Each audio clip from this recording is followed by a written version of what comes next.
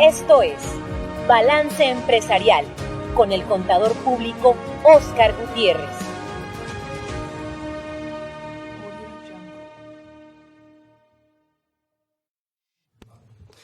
Buenos días. Hoy estamos dando continuidad a un tema que nos ocupa y que merece abordarse desde diferentes perspectivas. Para ponerlo en contexto, la reforma laboral, como le dicen, el outsourcing, pensando, muchos expertos hablan de que más que ser una reforma laboral es una reforma fiscal por el contenido y el fondo de esta. Ya hace muchos años, desde la modificación del 2012 en la Ley Federal del Trabajo, después en el 2014, etcétera, se han ido modificando artículos, entre ellos uno que el año pasado se discutió mucho, que tiene que ver con la definición de la subcontratación. El año pasado entró en vigor una reforma al impuesto al valor agregado que significaba hacer una retención para quienes se dedicaran a contratar o subcontratar personas. Y entre esta reforma venía retener un porcentaje del impuesto al valor agregado. ¿Por qué menciono esto? Porque al respecto, muchas empresas no sabían si lo que estaban haciendo eran ser subcontratadas por la definición que no era muy clara. Entonces llegaron a otros niveles de consulta y al respecto la Prodecon se manifestó por consultas que le hicieron, generando un criterio normativo, un criterio de estos que la Prodecon ejecuta, y en ese criterio mencionaba que la subcontratación es poner a disposición de una persona personal que no es suyo. Es decir, que usted contrate a otra persona para que obtenga personal por medio de esa persona. Siendo esta definición, que además estaba en la Ley Federal del Trabajo, poner a disposición de otra persona personal significa subcontratar. Y luego, para este año, la modificación importante es que usted pueda contratar personas siempre y cuando no estén dentro de su objeto social, y eso se entenderá que es personal especializado. Entonces quedan muchas dudas, quedan muchas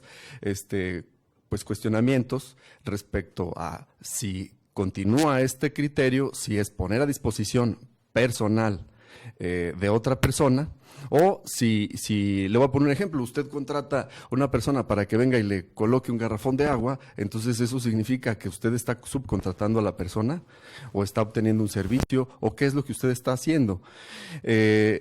Al respecto también, las empresas del grupo, un grupo empresarial que se definió como tal, ya venía definido, bueno, en la ley del impuesto sobre la renta, ahora viene en la ley del mercado de valores, viene una definición del concepto del grupo empresarial, y en este sentido, la reforma también dice, si las personas que forman parte de un grupo empresarial comparten personal y ese personal que comparten no forma parte del objeto social de esta, entonces se entenderá que es especializado. Entonces quedan muchas dudas: ¿qué va a pasar? ¿Cuándo se tiene que hacer? ¿Cuáles son los pasos a seguir? Y bueno, al respecto de esto, como cada semana, salimos a preguntarles a las personas para ver qué opinan de este tema, y esto fue lo que nos contestaron. Vamos al sondeo.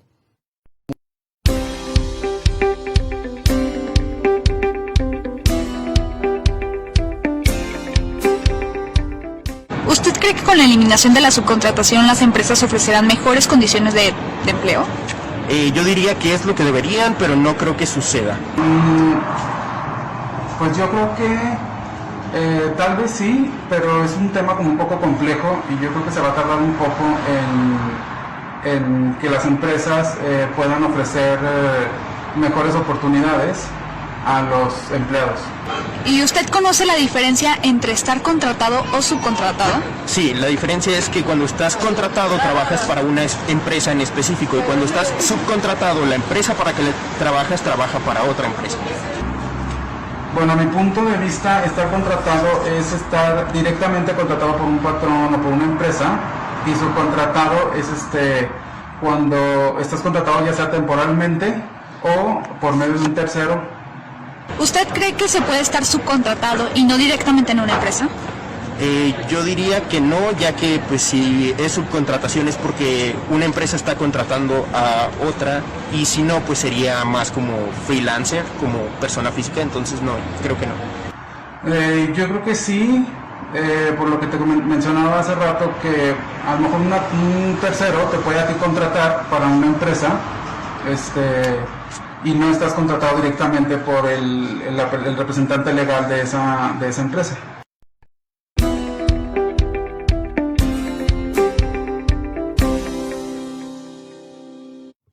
Bien, este es un tema que se ha discutido, les digo, se ha dicho por los expertos que es una reforma, pues sí, una reforma laboral, pero que tiene tintes fiscales. Sin embargo, todas las implicaciones, considero particularmente que nacen de forma laboral porque modifican la estructura, las condiciones de la regulación del trabajo, y esto vale la pena que usted sepa como empresa, como empresario, como empleado, como un tercero afectado de estas circunstancias, porque usted, si no atiende a lo que la ley y la norma reguló, puede estar hoy considerado hasta delincuente organizado por haber contratado a una persona que no debió hacer o que está prohibido. Al respecto, tenemos hoy aquí en el estudio al licenciado Juventino Romero de la Torre, presidente de la Comisión Laboral de Coparmex y director general de Romero de la Torre y Asociados. Y además un experto con una trayectoria que todo el mundo lo conocemos, y es la persona adecuada para darnos el norte sobre esto. Muchas gracias, Juventino, por acompañarnos este día. Muchas gracias, Oscar, por la invitación, y siempre con mucho gusto compartir los micrófonos contigo y con el auditorio. Oye, una de las cosas que mencionábamos hace un momento, ¿qué significa esto? Actividades especializadas. Realmente la subcontratación es cuando una persona física o moral, un patrón, pone a disposición de otra persona física o moral, que puede ser una empresa o otro patrón personal, para que desempeñe ciertas actividades. Las actividades especializadas, ¿cuáles son? Pues es una pregunta extraordinaria y difícil de contestar. Voy a tratar de ejemplificar para ser más práctico, ¿no? Yo tengo una empresa que se dedica a la fabricación de vehículos. Mi core business, es muy común, ¿no? El negocio principal, la actividad preponderante de la empresa es hacer coches. Y estas empresas se dedican a eso. Y tienen otras actividades que son especializadas, que no pueden desempeñar porque no tienen los conocimientos, capacidades y aptitudes para ello. Ejemplo, yo necesito que en mi planta donde hago los vehículos, tener gente de vigilancia. Entonces contrato a una empresa que es especializada en dar los servicios de vigilancia. Eso es un servicio especializado. Otra, mi negocio principal es fabricar vehículos, no es hacerle de comer a los empleados. Los comedores. Entonces, contrato una persona física o moral para que elabore la comida para los empleados. Empresas que se dedican a una actividad especializada. Sí. Mi negocio también es hacer coches, no dedicarme a la limpieza de la planta. Entonces contrato a una empresa especializada en darme los servicios de limpieza. Aquí es cuando se da esta subcontratación. Y las maniobras, por ejemplo, ¿no? Las maniobras, por ejemplo, toda la logística para sacar los vehículos de la fábrica y llevarlos a distintas partes del mundo. Es una actividad especializada, y así como estas hay muchísimas. Sí. Mi negocio es hacer vehículos, no transportar a los empleados. Exacto. O sea, el transporte personal, las guarderías, y así muchísimas actividades. Hay un tema ahí que es importante, yo creo, por el sector que te estás tocando, el tema del control de calidad. Tú a veces tienes que contratar personas de fuera para que vean si lo que están produciendo tiene la calidad que tú quieres. Y eso es muy dado en el sector automotriz y en general, ¿no? Sí, es una actividad especializada. Lo que se está pretendiendo acabar es con la mala práctica de la subcontratación. Okay. Por ejemplo, lo he dicho en distintos foros, si yo tengo un contrato colectivo con un sindicato y en mi contrato colectivo establezco que en vez de dar 6 días de vacaciones el primer año, doy 10, Y en vez de dar 15 días de aguinaldo anual, doy 20 o 30, Sí. pues mejor contrato a una empresa que preste esos servicios, en donde yo les voy a pagar únicamente 6 días de vacaciones el primer año y 15 días de aguinaldo. Y en vez de pagar 400 pesos, le pago 300 pesos a una empresa que me vende o que me presta el servicio de un montacarguista, por ejemplo. Entonces, me ahorro mucho dinero. Este tipo de subcontratación es la que se va a acabar. Decía la secretaria del Trabajo el año anterior, la subcontratación es como el colesterol. Hay bueno y malo, ¿no? Entonces, ¿qué se pretende acabar? Pues la subcontratación mala, la simulación, el maquillaje de relaciones laborales, acabar con las empresas que no tienen bienes, no tienen absolutamente nada, contratan personal y lo venden, valga la expresión, prestan servicios con personal de ellos y mañana desaparecen de la faz de la tierra, ¿no? Como Son simulaciones, ¿no? empresas que lo único que tienen es su acta constitutiva. Esto es lo que se pretende acabar. También se está acabando con el llamado insourcing o contratación interna.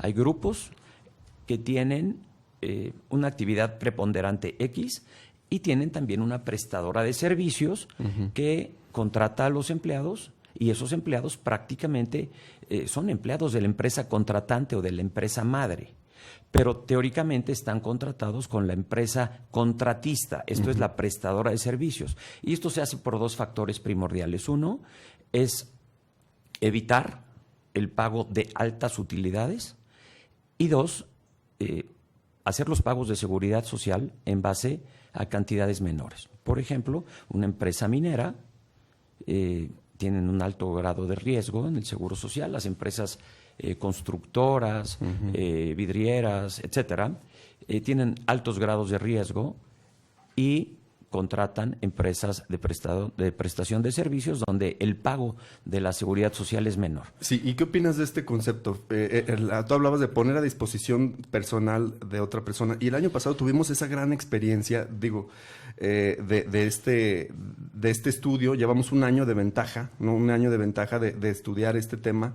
porque muchos decían, es que no lo estoy poniendo a disposición tuyo, yo lo que te estoy vendiendo es la pintura, o sea, yo en realidad te estoy pintando muros, no te estoy mandando a mi gente para que tú les des órdenes, fijes tareas o supervises, o lo que decía la Ley Federal del Trabajo, sino que yo, en mi concepto de contrato que estoy estableciendo contigo, y aquí, ojo, contadores y expertos en este tema, que va vinculado al tema laboral, el concepto que yo le ponía en la factura y en el contrato no era que yo te ponía a disposición personal, sino que yo lo que te vendía, en este caso, tú mencionabas la seguridad privada, yo te estoy vendiendo el servicio de seguridad, no te estoy dando a disposición personal. Tú no puedes fijarle tareas y dar órdenes a mi personal, lo hago yo. Así es. ¿Verdad? Entonces, ¿qué opinas de este concepto de sigue, no sigue? Sigue. Teóricamente, la empresa contratante o la empresa madre no debe dar instrucciones al personal de la empresa contratista. Ok. ¿No? Ok. O empresa de outsourcing o de insourcing. Sí, porque estaba la figura del intermediario, ¿no? Que sigue, se reguló, ¿no? Sí. Pero aquí básicamente es quién está utilizando la fuerza de trabajo y quién resulta beneficiado con la prestación del servicio. Uno de los más grandes problemas eran las utilidades, por eso se modificó tanto y por eso hubo tanta negociación. Recordemos que el senador Gómez Urrutia en diciembre de 2019 ya tenía inclusive aprobado en comisiones del Senado una reforma de subcontratación. Estuvo detenida, se hizo un parlamento abierto con especialistas en el tema. El mismo coordinador de los senadores, el señor Monreal, detuvo esta propuesta. El 12 de noviembre de 2020 ya el presidente de la República saca otra. Y hubo una negociación muy importante entre el gobierno federal, los sindicatos y los patrones. Explícanos eso, de los 90 días famosos o los promedio de 3 meses. Porque muchos dicen, bueno, pues ya subió el monto, vamos a recibir más. Pero si el tope está de acuerdo al consejo, que llegó al 10% de la participación de los trabajadores en las utilidades, lo que se sigue repartiendo es el 10%. Así es. Solamente que quien lo recibe está topado el monto, ¿verdad? Pero Tú mencionabas ahí en algún punto de que la negociación fue precisamente este tema de la PTU. ¿Qué implicaciones tiene? Y es legal esto que se hizo. Bueno, sabemos que es legal porque está ya en la ley, pero cumple con cuestiones yo creo que constitucionales. es un poquito discutible. Yo creo que una empresa que reparte 3 meses de utilidades es una empresa extraordinaria. Uh-huh. Ojalá, ¿no? Ojalá pueda, ¿no? Sí. Realmente, ¿qué está sucediendo? Las utilidades no tenían límite. Uh-huh. Había empresas que podían tener 1 año de utilidades, 1 año de salario de los trabajadores, uh-huh, se les daba de utilidades, ¿no? Vemos instituciones bancarias que tienen 30 o 40 mil millones de pesos de utilidades y tenía que repartir el 10%. Por eso hicieron sus empresas de insourcing o de contratación interna. Entonces, ahora con la reforma se está limitando las utilidades a 3 meses. Uh-huh. Eso fue una ardua negociación entre los sectores, entre el sector obrero y el sector patronal, e interviniendo el gobierno federal. ¿Es constitucional? ¿Es legal? No lo sé. Creo que va a haber muchos amparos posteriormente en el tema de la constitucionalidad o no de esta en limitación. Cada punto, ¿verdad? ¿Por qué? Porque el artículo 1 constitucional habla de un principio de progresividad. Uh-huh. Entonces aquí las utilidades no están yendo hacia adelante, al contrario, las están limitando. ¿En qué sentido? Bueno, los trabajadores van a tener como tope para el pago de utilidades el equivalente a 3 meses de salario. O en su caso, se tiene que sacar el promedio de los últimos 3 años. Uh-huh. Si el promedio que percibieron los trabajadores de utilidades en los últimos 3 años es superior a 3 meses, se les va a entregar este promedio de los últimos 3 años. Sabemos que en muchísimas empresas del país la utilidad de 2020 o no va a existir o va a ser muy baja. ¿Por qué? Pues por todo el tema de la pandemia, paros técnicos, personal que estuvo en sus casas sin trabajar, las empresas haciendo sacrificios para pagar la seguridad social, los salarios, etcétera. Entonces, bueno, este es el límite de 3 meses que muchas empresas, como las mineras, los sindicatos están inconformes porque tenían ingresos mayores a 3 meses. Entonces, el limitar estas utilidades a 3 meses, ¿no?, puede ser inconstitucional. Ya los sectores se pusieron de acuerdo, pero hay que ver qué opina después la Corte en este sentido. Y es que, ¿sabes qué? Yo creo que aquí, para que quede muy claro para el auditorio, este es un tema que tú estás tocando con pues de una manera muy sencilla, pero que tiene una complejidad al momento que lo calculas, tiene una complejidad al momento en el que ya está en la práctica. Voy a ponerte un ejemplo. Una persona que en realidad se dedica a rentar, o sea, lo que hace es, tiene un inmueble y renta cada uno de los espacios, o sea, tiene locales comerciales, los renta, evidentemente, pues no hay mucho costo, por lo tanto, casi todo es utilidad. Claro. Casi todo es utilidad. Y de eso, pues le tienes que repartir, si tienes a una persona como asistente, le tienes que repartir el 10% de la PTU solo a esa persona. Antes lo que hacían era, contrato a una persona que me administre mi inmueble y yo le pago la administración del inmueble, y esa persona está subcontratada, no depende de mí. Ahora la reforma dice, bueno, tienes que tener una persona, no la puedes subcontratar. Y en base a eso, el 10% lo vas a limitar a los 3 meses o el periodo o los 3 años anteriores. Sin embargo, si no estaba contratada conmigo, si no estaba contratada con otra persona, ¿cómo vas a comparar los 3 años anteriores? Pues se va a los 3 meses. Y lo que tú dices es de cierta manera desproporcional y no tiene progresividad. Sin embargo, ¿qué piensas de esto? O sea, estas empresas que se dedican a esto, porque no hablo solamente de las que tienen inmuebles, hay empresas que tienen maquinaria, que vaya, no producen nada.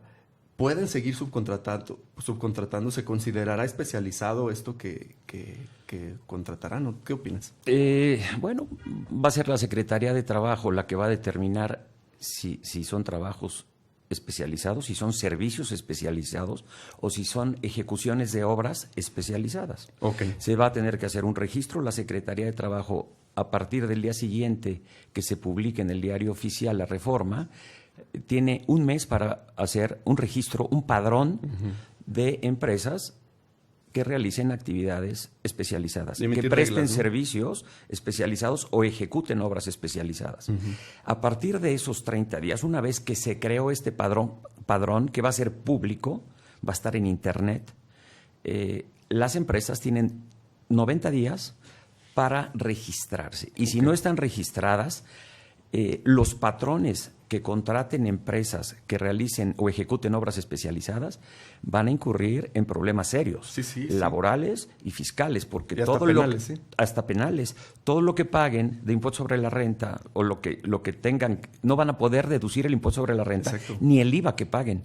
¿Por qué? Porque la empresa no está inscrita en el padrón de empresas de subcontratación ante la Secretaría de Trabajo. Entonces, tenemos 90 días para que se lleve a cabo esto. Ahora, en el caso de estas empresas, van a tener que inscribirse. Y la Secretaría tiene 20 días para decir si ejecuta realmente o no obras especializadas. Si en 20 días no lo ha resuelto, esta empresa le puede solicitar a la Secretaría que resuelva, y si en 3 días no lo hace, automáticamente quedará inscrita como empresa que realiza actividades especializadas. El problema es que la reforma establece que la Secretaría del Trabajo en cualquier momento puede quitar de ese catálogo de empresas especializadas a quien estime. Entonces, realmente es un juego, porque me dan 20 días y si no lo hago y la empresa me solicita en 3 días que lo haga, y si no lo hago quedan automáticamente inscritas, pues me puedo tardar 10 días después y lo quito del catálogo de empresas especializadas. Entonces, bueno, le están dando una amplitud enorme a la Secretaría para esto, ¿no? Pero las empresas deberán demostrar su especialidad. Y si no lo hacen, pues no van a poder estar en este catálogo, y por lo tanto las empresas grandes, las empresas importantes, no los van a poder subcontratar. Entonces es un tema delicado, es un tema difícil de interpretación, y veremos cómo actúan las autoridades. Hay una pregunta del auditorio que me gustaría que el sector de la construcción, que es un sector como complejo por todo lo que hace, pero aquí yo creo que el tema dice: buen día, el caso Ana Cecilia Saiz. Buen día, en el caso de una constructora que trabaja solo administrando y supervisando, solo percibe sus honorarios por la administración por parte del cliente, y el cliente directamente paga al contratista, los maestros constructores con su gente, proveedores, cancelerías, tablarrocas, por ejemplo, en ese caso, ¿qué pasa? Para mi caso, desde mi punto de vista, sí son empresas especializadas. Sí, ¿verdad? Además están, yo creo que lo que estás comprando son los canceles, te los colocaron. Claro. Lo que contrataste fue una barda, bueno, fueron donde te la pusieron, ¿verdad? Claro. A ver, vamos a pensar en algo, ¿no? Yo soy una constructora, pero a lo mejor mi empresa constructora hace todo. Pero hay empresas constructoras, y lo vimos en una planta armadora de vehículos que tiene una coinversión alemana con japonesa, que hubo una empresa extranjera que fue la que resultó beneficiada con la licitación de esta obra, y ellos subcontrataron la mayor parte de la obra. Entonces yo voy a contratar a una empresa que me haga los trabajos de carpintería o de aire acondicionado. ¿Estos son actividades especializadas? Por supuesto que sí. Incluso una práctica muy común en economías como la de Estados Unidos, ¿no? Todos lo subcontratan. Estados Unidos y Canadá y el mundo tienen la tendencia hacia el outsourcing, hacia actividades especializadas. El mundo se está moviendo así, y en México lo queríamos desconocer. Obviamente hubo presión por parte de nuestros socios comerciales para que esta figura de la subcontratación no desapareciera como se pretendía originalmente. ¿Por qué? Porque es indispensable.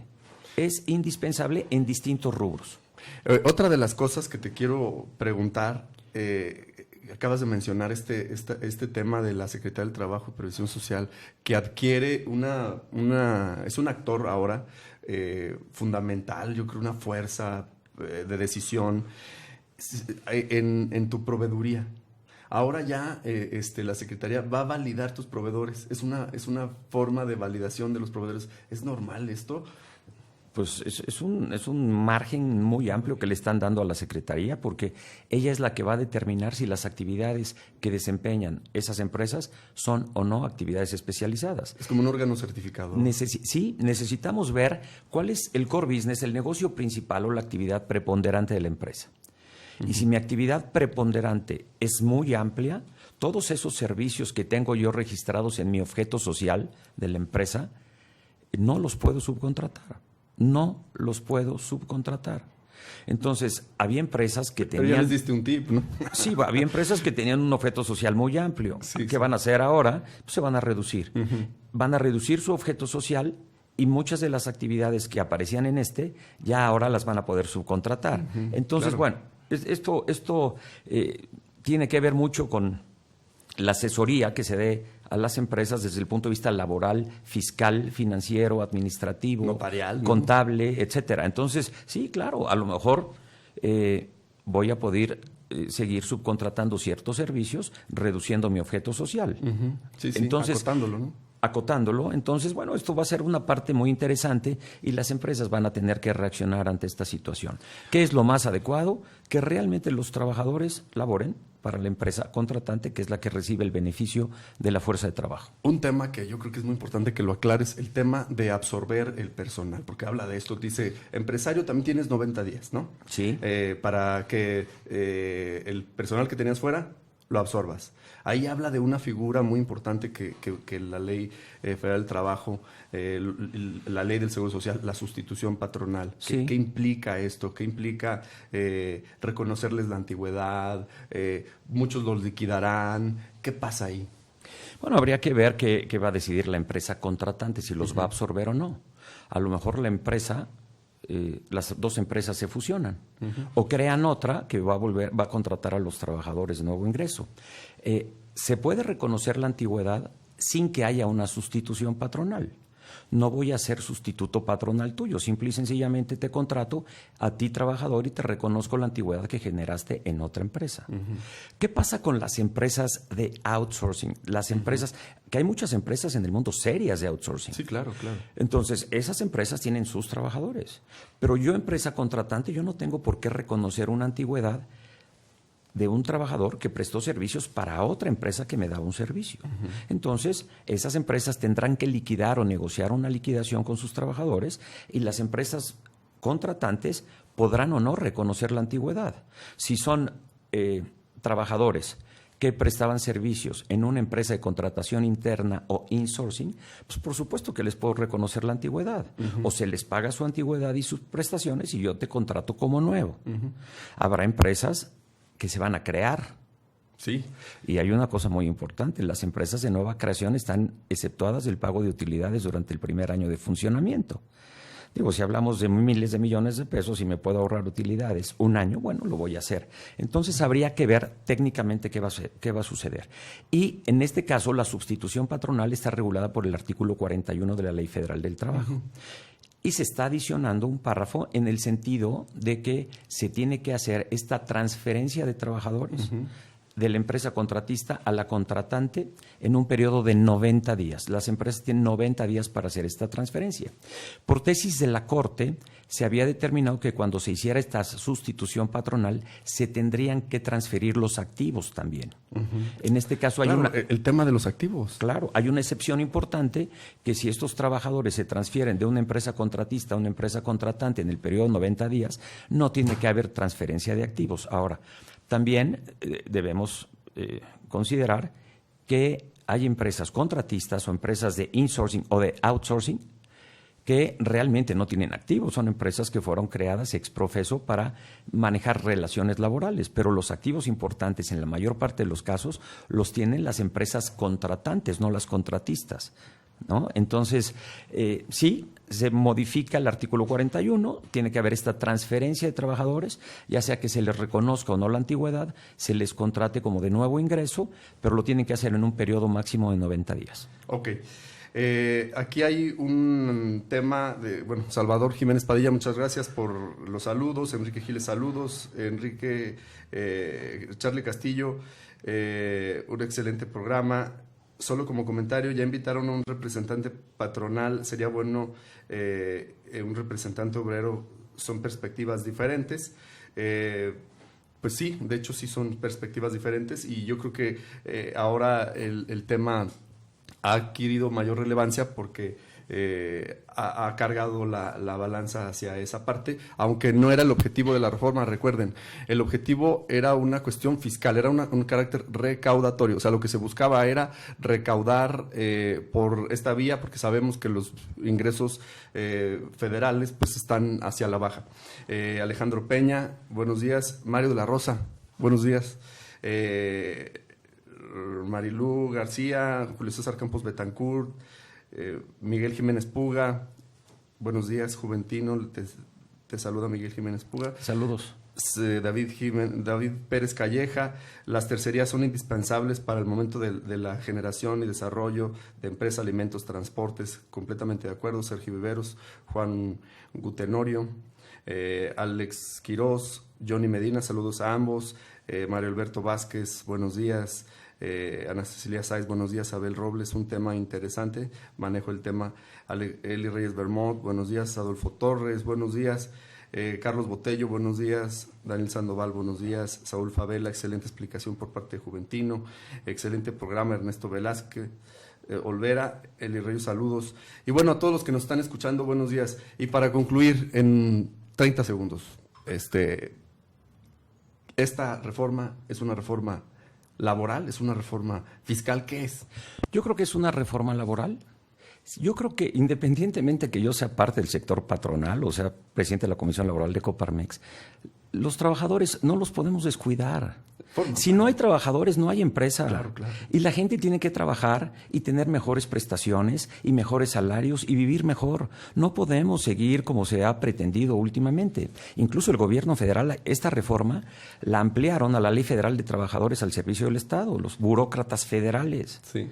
Y se dice que ya está prohibida también la subcontratación. Casualmente en la Ley Federal del Trabajo sí hay sanciones de 2,000 a 50,000 UMAS, pero en esta reforma, la Ley Federal de Trabajadores al Servicio del Estado, no hay este tipo de cuestiones. Imagínense un trabajador del sector privado que va a trabajar al sector público con 40 o 60 días de aguinaldo anual. ¿Quién va a pagar todo esto?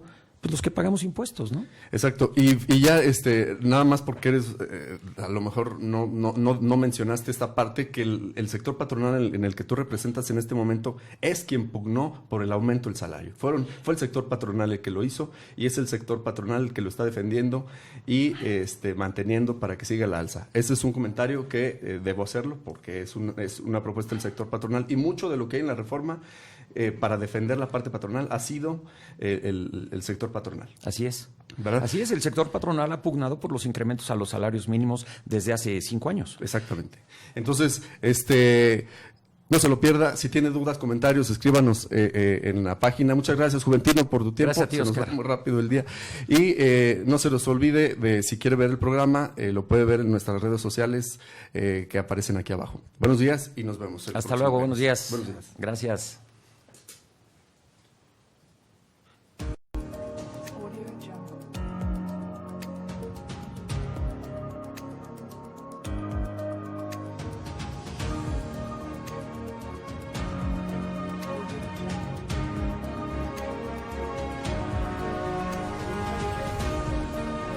Esto es Balance Empresarial con el contador público Óscar Gutiérrez.